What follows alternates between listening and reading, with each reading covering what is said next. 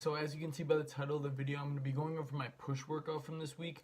I just started a new workout routine. If you follow me on Instagram, and if you don't follow me on Instagram, make sure you do go check that out. But if you do follow me, you've already seen that I started a new workout routine, like I just mentioned, a 4 days on, 1 day off style routine, and I'm really focusing on moving towards a bulk right now. It's not going to be anything intensive. I'm shooting for about a half a pound to a pound per week, increasing as I'm going forward here, just to start out, making sure I'm not moving too fast but not also moving too slowly. So I weighed about 151 pounds this morning. I'll throw up a quick clip here of what I'm looking like, just super honest lighting, just a really quick update. And then the rest of the video, as you can see by the title, is going to be me talking about my first workout from the new split, and that was my push day.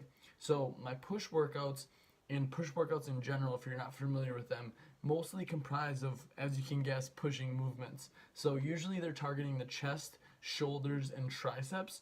And in this specific case, it was a lot of direct chest and shoulder work with a little bit of indirect tricep work through all of the pressing itself, since obviously your triceps are going to be incorporated in a lot of the pressing. So that's kind of how I went about structuring this routine and kind of the background behind it. And that's really what a push workout for me looks like. So basically kind of getting into everything, and I'm going to show you some of the clips on the side here so you know which exercises I'm talking about. Getting into things, we started out with a dumbbell flat bench, and you could definitely do a dumbbell barbell bench, but I typically like to feel, and I do feel the dumbbell press a little bit better in my pecs, and that's just preference. I also get a little bit of shoulder pain and a little bit of shoulder takeover when I'm doing barbell bench, I find. So I feel like I get a little bit better overall workout for the chest when I do dumbbell flat bench. So I did 4 sets of 3 to 5 reps, working my way up slowly into those 3 to 5 reps, because obviously that's going to be a little bit heavier. So I took my time warming up with about 2 to 3 sets, working towards that working weight. So a lot of people ask me about that as far as warm-ups, and you can take as much time as you need, but the thing is, you don't want to be overdoing it where you're stimulating the muscle or fatiguing the muscle rather, and you're really overdoing it with the warm-ups. But at the same time, from the other end of the spectrum, you don't want to under warm up where you're going to put yourself at risk for injury. So that was the first movement. We then moved on to a single arm standing shoulder press. I really like the standing variation because the scientific literature actually shows that standing variations for shoulder press are going to increase the actual lateral delt activation that you're getting, and the lateral delt's what's going to give you that cap look when you are standing. So that's something I like to incorporate. I really like the single arm shoulder press because you do get a little bit easier sort of lift up with a dumbbell, since you're only doing one at a time versus standing with both. It's a little harder to go heavy.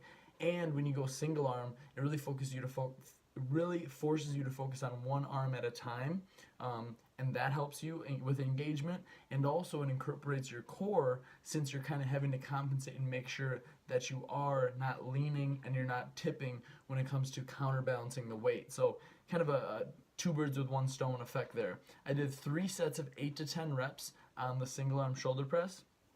Moving on, then we did a dumbbell incline to really hit that upper chest a little bit more, that a lot of people have sort of lagging behind the lower chest and just the rest of the pecs themselves compared to the upper chest. So we did 4 sets, pyramiding down in reps, up in weight ideally. So we did 4 sets of 15, 12, 10, 8.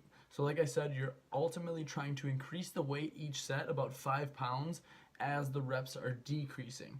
So after that, we then moved on to a machine chest press.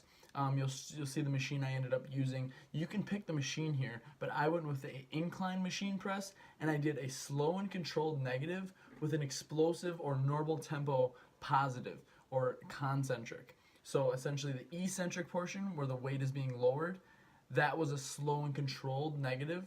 Eccentric negative, same thing, or the positive or the concentric where I'm actually pressing back up was a normal tempo. Really lighting up the chest there, really focusing on the chest, really getting a good shoulder retraction so that you aren't hunched over, and those chest and those pecs are really pronounced and feeling the majority of the tension. So 3 sets of 8 to 10 there, and we paired that, we supersetted it with dumbbell lateral raises, higher reps for 3 sets of 20, 15, and 12. So same thing there. I actually worked myself up in weight as the reps were going down, but I really didn't go very heavy there. You don't have to go very heavy, especially with those higher reps on the dumbbell lateral raise. I would much rather have you focusing on the technique and the engagement, making sure you're not having those front delts take over, but really engaging those lateral delts. So the last thing we finished up with was another superset, a machine pec fly, 3 sets of 12 to 15, just really focusing on getting a good squeeze. Sometimes I like to go with my hands open, but I found, and I'm actually kind of making the decision that I'm going to be going with my hands closed and seeing how that affects things for this specific mesocycle that I'm going to be going through, this specific training cycle. So with that, I paired it with a close grip med ball push-up. As you guys know with my training with Ankle Athletics, it's really all about being an athlete when it comes down to it. We want to build muscle, we want to look good, but we also want to be building athletic-based movements, kind of like I mentioned with the shoulder press.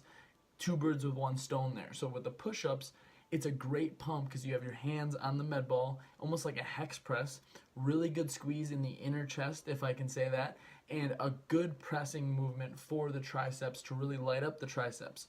So it's just a great movement to finish with, but I also like it because you're incorporating your core for the overall stability, as well as the stability for your shoulders because you're forced to stabilize through your shoulders as you're doing the push-ups themselves. So really, really great movement there. There's a few variations you can do if that is too difficult on the ground itself. You can actually put the med ball on an incline bench or a box and do incline push-ups there. Still a great way to get more reps in.